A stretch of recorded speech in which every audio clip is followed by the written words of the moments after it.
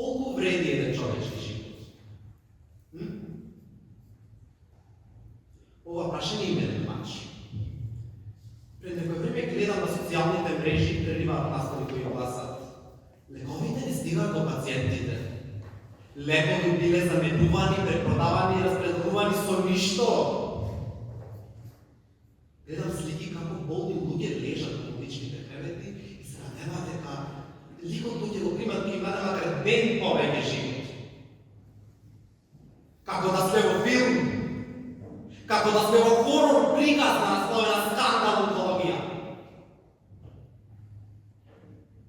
Замислете го стравот и неизвестноста после моментот кога ви сообштуваат дека полетувате од неголемата чума на човештвото. Диво убиец без лице, рак, болест која не ги отбира своите жртви и не дава шанса за поминување. Во тој момент седите и размислувате дали ќе преживеат. Уште колку денови живот има? Си го поставувате и најабсурдното прашање: колку ќе ве чини лекувањето? Па, искрено да ви кажам, за нашите лекари вашето лекување би чинело еден приватен лек и одмор во хотел со 5 звезди сигурно.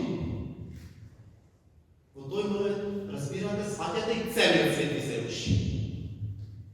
Но не се предавате, бидејќи гледате на светлина, гледате доверба во здравството и во системот.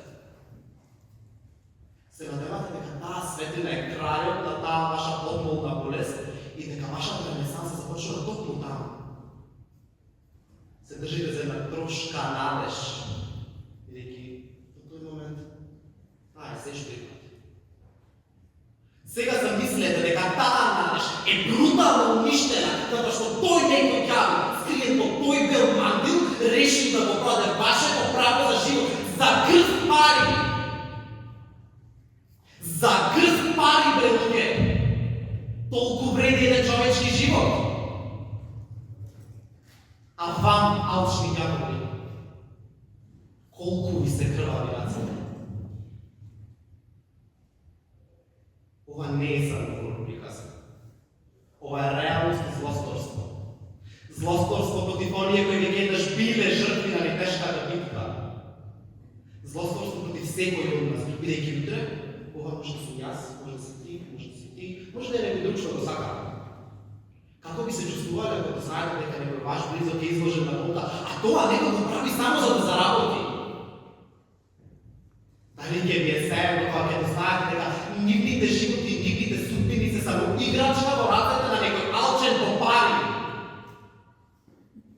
За нечија приватна добивка, тие луѓе купат неголемото нешто што го има. Својот живот.